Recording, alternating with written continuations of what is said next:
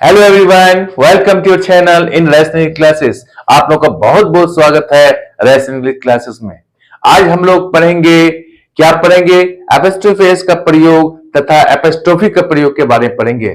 कहां पर योर्स में लगाने पर उसका क्या अर्थ होता है और नहीं लगाने पर इसका क्या अर्थ होता है।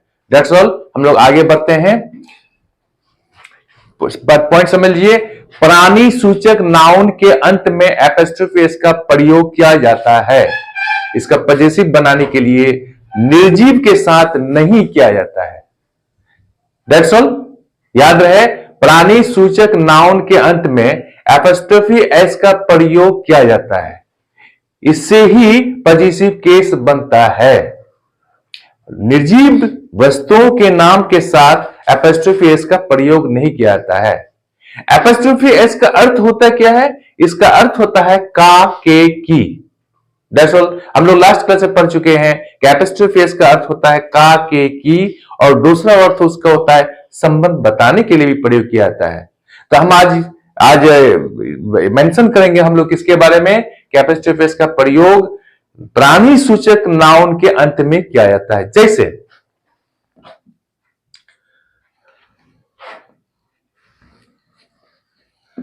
राम्स पेन, राम का कलम, या राम के बाद हम एपोस्ट्रोफी एस का प्रयोग किए हैं। हम जानते हैं कि एपोस्ट्रोफी एस का अर्थ होता है का, के, की। तो यहां होता है राम्स पेन, राम का कलम। इसका अर्थ है कि पेन का मालिक, पेन का ऑनर कौन है? राम है। राम के पोजीशन में पेन है। दूसरा एग्जांपल लेते हैं हम लोग क्या कि मोहन्स बैग, मोहन्स बैग, मोहन का थैला। यहां मोहन के साथ हम एपोस्ट्रोफी एस का प्रयोग करेंगे। समझ रहे हैं? अब हम लोग देख देते हैं क्या निर्जीव वस्तुओं के नाम के साथ एपोस्ट्रोफी का प्रयोग नहीं करेंगे। तो क्या करेंगे? ऑफ का प्रयोग करेंगे। जैसे कि हम लोग अगर कहेंगे हम क्या the pen's nib, the pen's nib, तो यह गलत हो जाएगा। क्यों? पेन यहां पर निर्जीव है, इनके साथ एपोस्ट्रोफी एस कभी भी नहीं लगेगा। तो क्या लगेगा? The nib of the pen, the nib of the pen. That's all. यहां पर ऑफ का प्रयोग होता है। यदि निर्जीव वस्तु हो तो उसके नाम के साथ ऑफ का प्रयोग होता है का, के अर्थ में, और सजीव हो तो उसके साथ एपोस्ट्रोफी एस का प्रयोग होता है का, के अर्थ में। हम दूसरा एग्जांपल लेते हैं और जैसे the door of the house,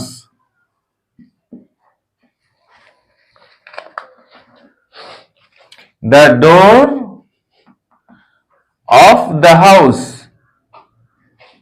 घर का दरवाजा, the door of the house, घर का दरवाजा।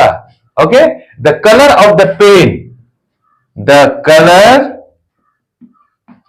ऑफ द पेन, कलम का रंग। यहां समझ गए? यहां ऑफ का प्रयोग किया गया है। यहां हम लोग पेन से नहीं कहेंगे, the nib of the pen कहेंगे, क्योंकि यह निर्जीव है और सजीव के साथ एपोस्ट्रोफी एस का प्रयोग किया जाता है। That's all. Am I clear? हम लोग आगे बढ़ते हैं नेक्स्ट पॉइंट में। हम लोग एप्लीकेशन लिखते हैं, आवेदन पत्र लिखते हैं, अंत में क्या लिखते हैं हम लोग? Yours faithfully, yours sincerely. यहां पर हम लोग कभी कभी गलती कर लेते हैं। क्या गलती कर लेते हैं कि योर्स फेथफुली, आपका आज्ञाकारी। याद है, यहां पर योर्स जो हम लोग कहते हैं फेथफुली, हम लोग कहना चाहते हैं आपका आज्ञाकारी। That's all. लेकिन यहां इसका अर्थ क्या होता है एपोस्ट्रोफी एस लगाने पर? Your is faithfully. इसका अर्थ ही बदल जाता है। हम कहना चाहते हैं आपका आज्ञाकारी, यहां होता है आपका है आज्ञाकारी। इसलिए भूल कर भी यहां पर योर्स के साथ एपोस्ट्रोफी एस का प्रयोग नहीं करेंगे, केवल एस का प्रयोग करेंगे, एपोस्ट्रोफी का नहीं प्रयोग करेंगे हम लोग। जैसे योर्स फेथफुली,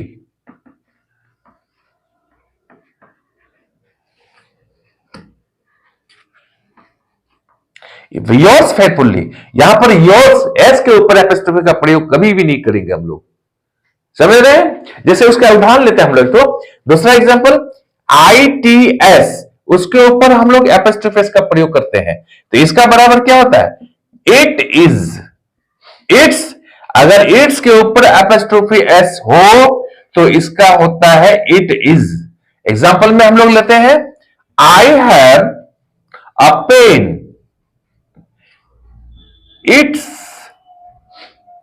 रेड। यहां पर I have a pen, it's red, इसका मतलब क्या हुआ, I have a pen, it is red.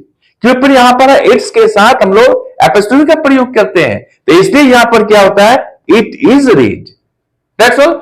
दूसरा एग्जांपल लेते हैं, अगर हम लोग इट्स के साथ एपोस्ट्रोफी का प्रयोग नहीं करते हैं तो इसका अर्थ होता है क्या, इसका, इसका। जैसे एग्जांपल लेते हैं, I have a pen, pen, it's, देखिएगा यहां पर एपोस्ट्रोफी का प्रयोग नहीं किया है, इट्स कलर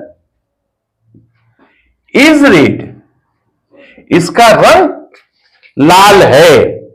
तो याद है यहां पर जो ITS यहां जो हम लोग प्रयोग किए हैं बिना एपोस्ट्रोफी का, यही इट्स यहां पर योर्स का प्रयोग होगा बिना एपोस्ट्रोफी का। That's all.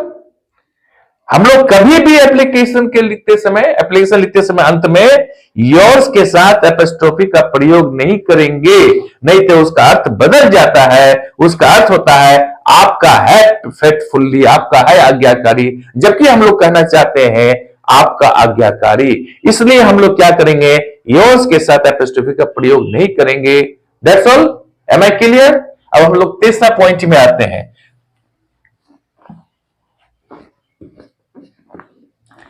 हम लोग जानते हैं, नंबर 3 में क्या है कि हम लोग जानते हैं कि सजीव के साथ ही एपोस्ट्रोफी एस का प्रयोग किया जाता है, निर्जीव के साथ नहीं। लेकिन कभी कभी निर्जीव वस्तुओं के नाम के साथ भी होता है एपोस्ट्रोफी एस का प्रयोग। कब, जब इसका प्रयोग समय, दूरी या वजन को बताने के लिए किया जाता है। इसको समझिए एक बार फिर हम लोग। साधारणतः निर्जीव वस्तुओं के नाम के साथ एपोस्ट्रोफी एस का प्रयोग नहीं होता है, किंतु फिर भी एपोस्ट्रोफी एस का प्रयोग समय, दूरी तथा वजन को बताने के लिए किया जाता है। That's all. उदाहरण लेते हैं हम लोग, ए माइल्स, माइल है, ये एपोस्ट्रोफी लगाते, ये माइल्स, क्या बोलेंगे हम लोग, ये माइल्स लेंथ,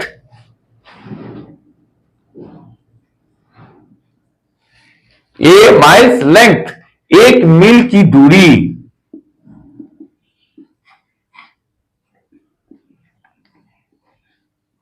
एक मील की दूरी, यहां पर ये माइल है, माइल माने मील, उसके साथ हम लोग क्या करते हैं, एपोस्ट्रोफी एस का प्रयोग करते हैं।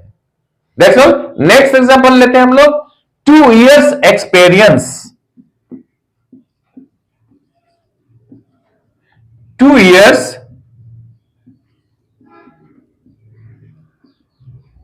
एक्सपीरियंस, इसका अर्थ क्या होता है, 2 साल के अनुभव।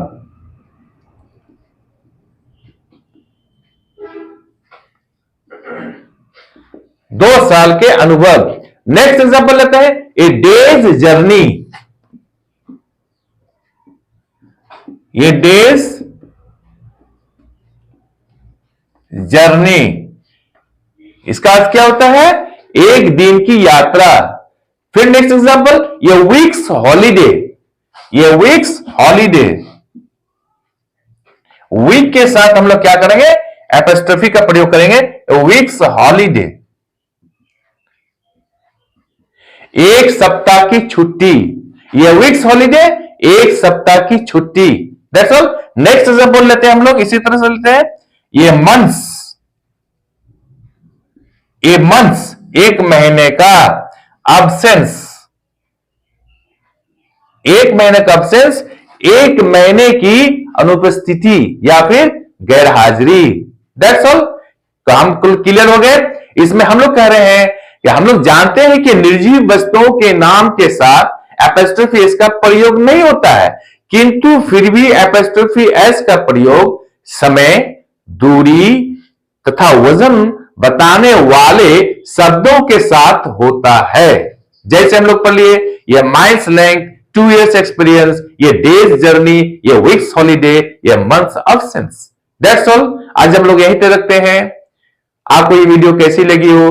अगर आपको ये वीडियो अच्छी लगी हो तो आप चैनल को लाइक और सब्सक्राइब कर दें और बगल वाले बेल आइकन को दबा दें, जिससे कि हर आने वाला वीडियोस का नोटिफिकेशन आपको मिलता रहे।